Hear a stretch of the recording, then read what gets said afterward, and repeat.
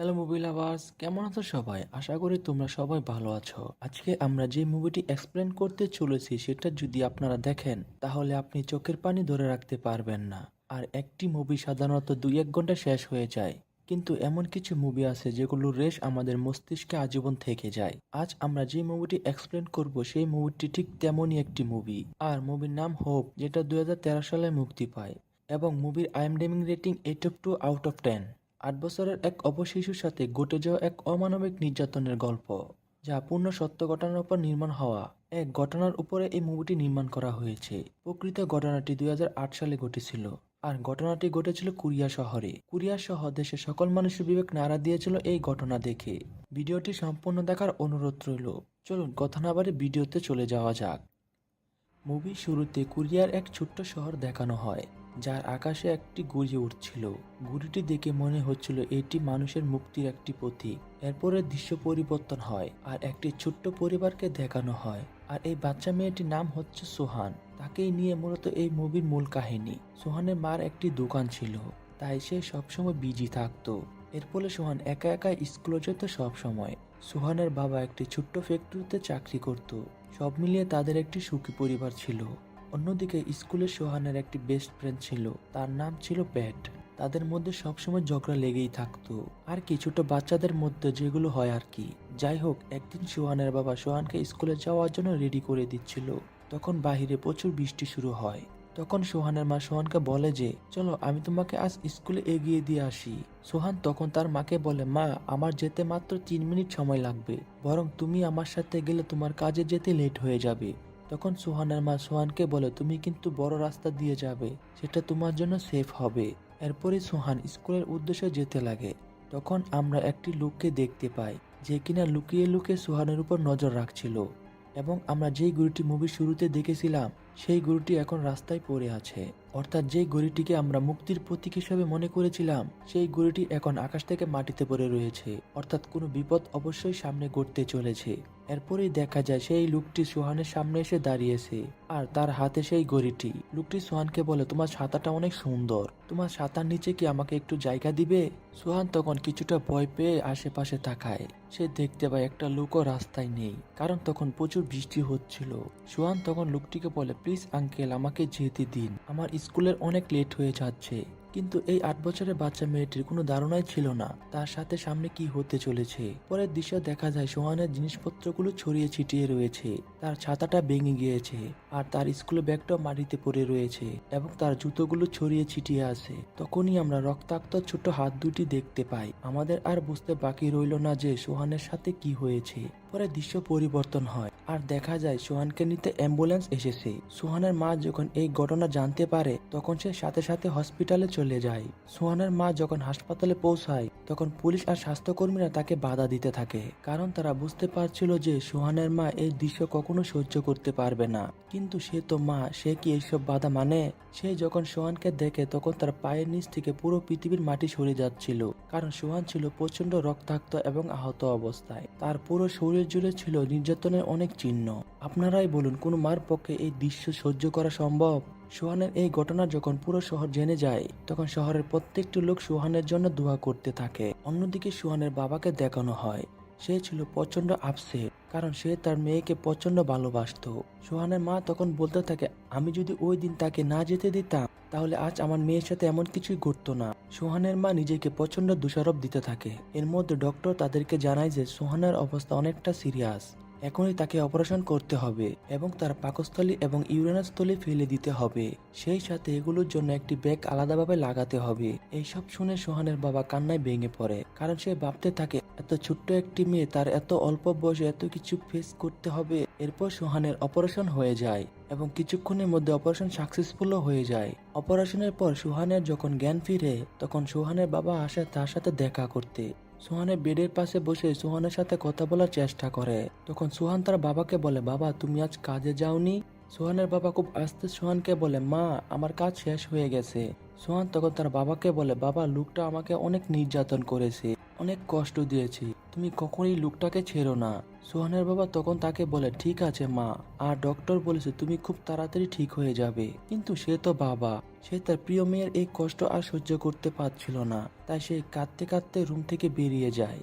তখনই একজন lady police officer সেখানে চলে আসে। সে সোহানের বাবা মাকে জানায় যে নরপিশাচ এই কাজটি করেছে, তাকে আইডেন্টিফাই করতে পেরেছে। এটা শোনা মাত্র সোহানের বাবা তখনই পুলিশ স্টেশনে চলে যায়। সোহানের বাবা যে কোনো মূল্যেই ওই লোকটিকে শাস্তি দিতে চাচ্ছিল। তখন পুলিশ অফিসার তাকে জানায় শুধুমাত্র একটি ফিঙ্গারপ্রিন্ট দিয়ে লোকটিকে অ্যারেস্ট করতে পারবে না, বরং সোহানের স্টেটমেন্ট রেকর্ড হলেই শুধুমাত্র তারা লোকটিকে অ্যারেস্ট করতে পারবে। সোহানের বাবা যখন সোহানের মাকে এই স্টেটমেন্টের কথা জানায়, তখন সে প্রচন্ড রেগে যায়। তখনই সেখানে একজন মহিলা পুলিশ আসে।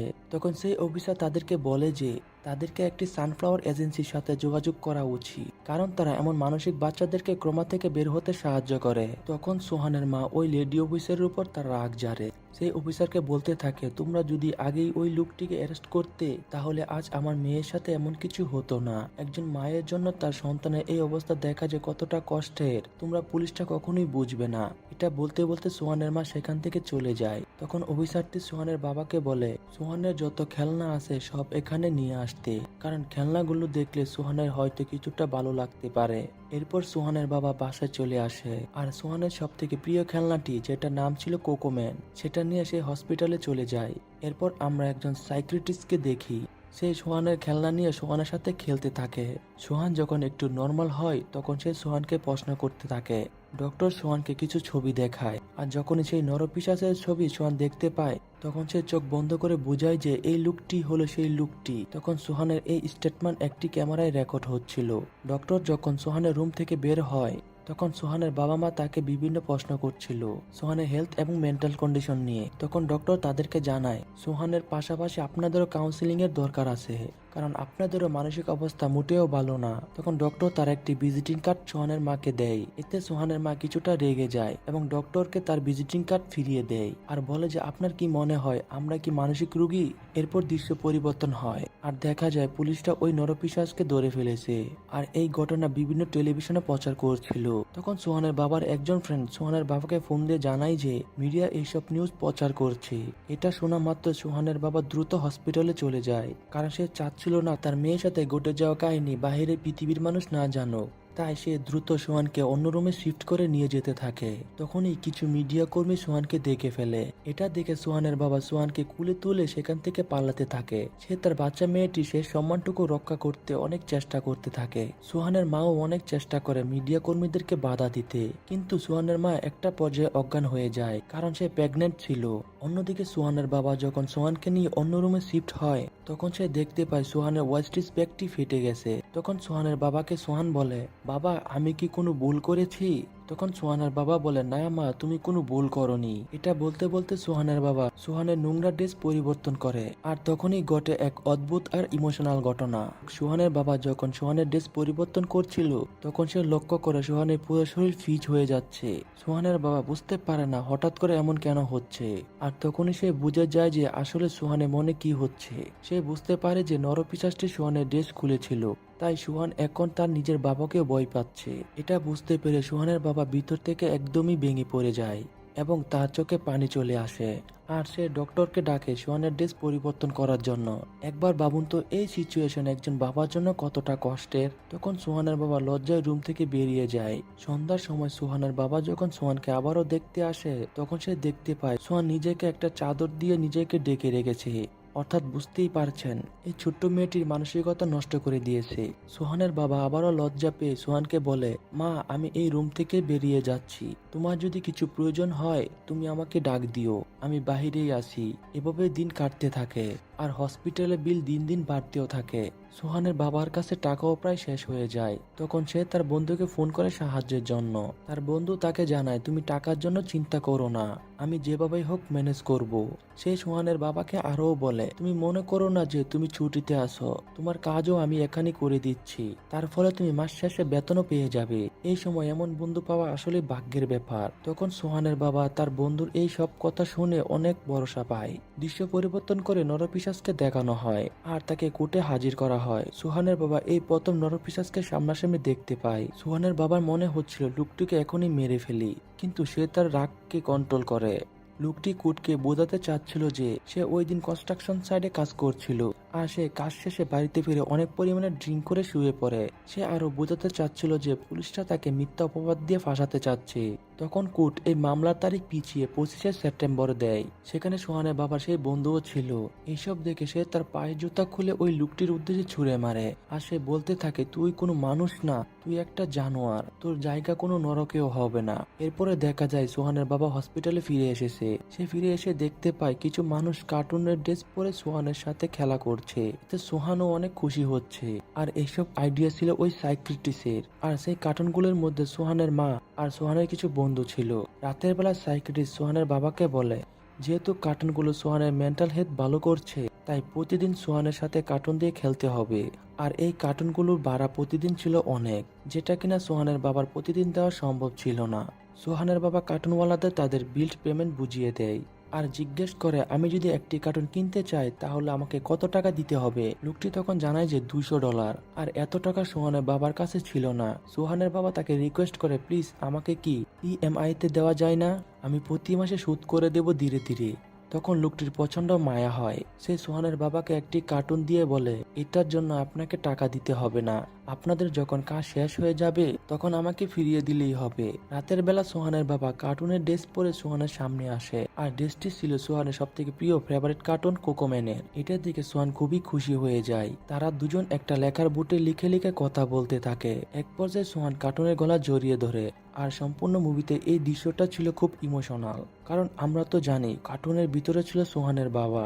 আর সোহানের বাবা অনেকদিন তার মেয়েকে লজ্জায় ধরতে পারতো না। এরপরই দেখা যায় সোহানের সাথে ডক্টরের অনেক ভালো বন্ধুত্ব হয়ে যায়। ডক্টর সোহানকে জিজ্ঞেস করে, তুমি এখান থেকে বাসায় গিয়ে প্রথমে কি করবে। সোহান ডক্টরকে বলে, আমি স্কুলে যেতে চাই, কিন্তু আমি যাব না, কারণ আমার বন্ধুরা আমার এই সব বিষয় জেনে গেছে, তাই ওরা আমার সাথে অনেক মজা করবে। সোহান বয়সে অনেক ছোট হলেও সে ছিল অনেক বুঝমান। সে ডক্টরকে আরো বলে, আমার এই সমস্যার কারণে আমার মা কাজে যেতে পারে না, আমার বাবার অনেক টাকা খরচ হয়ে যাচ্ছে। আমি প্রতিদিন যখন ঘুমাতে যাই তখন উপরওয়ালার কাছে বলি যাতে এই সবকিছু স্বপ্ন হয়, আর যখন ঘুম থেকে উঠি তখনই বুঝি যে এই সব আসলে বাস্তব। আর এরপরই সোহান যে কথাটি ডক্টরকে বলে, সেই কথাটি ডক্টরের মাথা তো ঘুরিয়ে দিয়েছিল, আশা করি আপনার মাথাও ঘুরিয়ে দিবে। সোহান ডক্টরকে বলে যে, প্লিজ ডক্টর এমন কিছু করুন যাতে আমি দ্রুত মারা যাই। আর আমার নিজের কাছেও মনে হচ্ছে আমি বেশি দিন বাঁচবো না, আমি আমার বাবা মার কষ্ট আর দেখতে বা সহ্য করতে পারছি না। মুভির এই অংশে মনে হচ্ছিল সবকিছু যেন আমার চোখের সামনেই ঘটছিল, আর আমারও নিজের চোখের অজান্তেও পানি চলে এসেছে।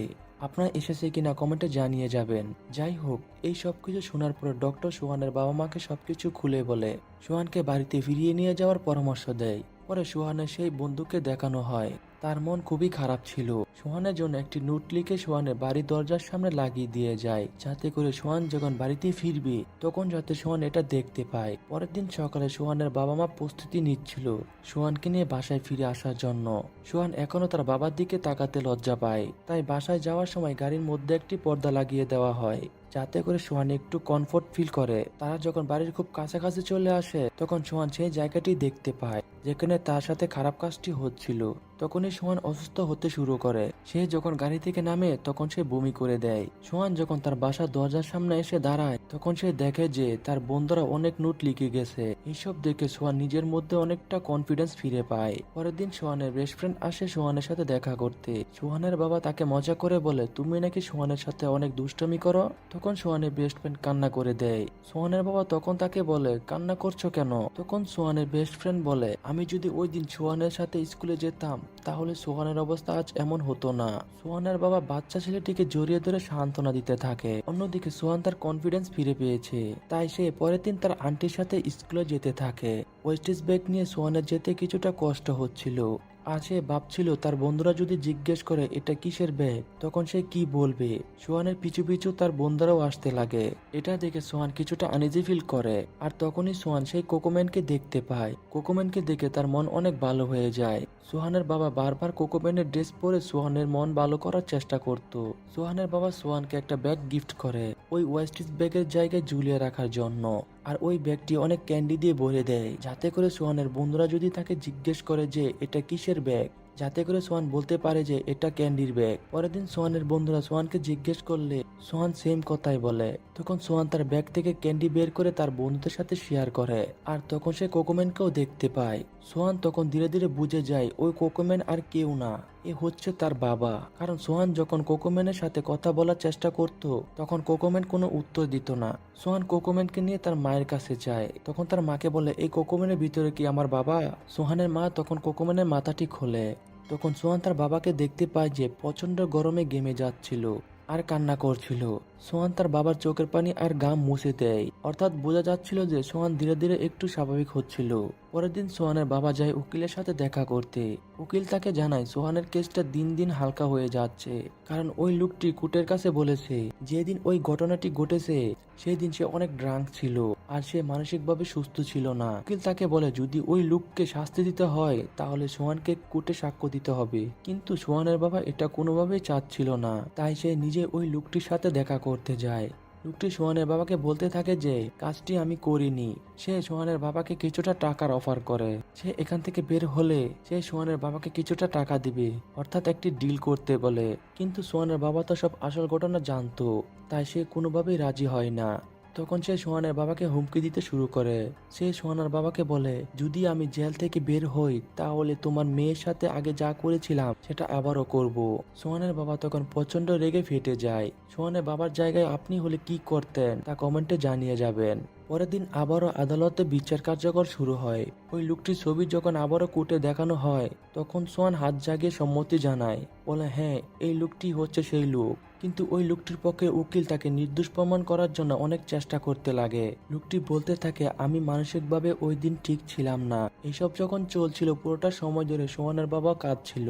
তার কিছুক্ষণের মধ্যে জজ তার রায় পড়ে শোনায়। জজ ওই ব্যক্তিটিকে 12 বছরের সাজা দেয়। এই রায় শোনার সাথে সাথে সোহানের বাবার বন্ধু দাঁড়ায় আর জজকে জিজ্ঞেস করে এটা কিভাবে সম্ভব, এই নরপিশাচকে তো মৃত্যুদণ্ড দেওয়া উচিত। সোহানের মাও তখন কাঁদতে কাঁদতে জজকে বলতে থাকে আমার মেয়েটা একটুর জন্য বেঁচে গেছে, আপনি তাকে সামান্য 12 বছরের শাস্তি দিচ্ছেন। জজ তাদেরকে বলে যে এটাই তার ফাইনাল রায়। এইসব কিছু সোহান বাইরে থেকে বসে বসে দেখছিল। লোকটি যখন কোর্ট থেকে বের হয় তখন সোহানের বাবা তার উপরে আক্রমণ করতে যাবে। তখনই দেখা যায় সোহান তার বাবার পায়ে জড়িয়ে ধরেছে আর বলতে থাকে প্লিজ বাবা বাড়িতে ফিরে চলো। আর এই দৃশ্য দেখে কোর্টে থাকা সবাই কেঁদে দিয়েছিল। সোহানের বাবা সোহানকে কুলে নিয়ে কাঁদতে কাঁদতে কোর্ট থেকে বেরিয়ে যায়। এরপরে দৃশ্য পরিবর্তন করে দেখা যায় সোহানের ছোট্ট একটি ভাই হয়েছে। এটা দেখে সবাই অনেক খুশি হয়ে যায়। সোহানের জীবনটাও অনেক আগের মতোই হয়ে যায়, কিন্তু সে এখনো স্কুলে যেতে ভয় পায়। সে স্কুল ছুটির আগেই বাড়িতে ফিরে আসে, এসে তার বাইকে নিয়ে খেলাধুলা করে এবং অনেক সুন্দর সময় কাটায়। আর এখানে মুভিটি শেষ হয়ে যায়। আর মুভিটি শেষে জানানো হয় ওই লোকটি সাজা 12 বছর থেকে 20 বছর করে দিয়েছিল সরকার। আর ওই লোকটি এখনো কোরিয়া জেলে বন্দী রয়েছে আর সোহান এখনো কোরিয়াতেই থাকে। আর কেমন লাগলো মুভিটি তা অবশ্যই কমেন্টে জানিয়ে যাবেন। এক্সপ্লেনেশন ভালো লাগলে সাবস্ক্রাইব করে দিয়েন। সবাই ভালো থাকবেন, সুস্থ থাকবেন। আল্লাহ হাফেজ।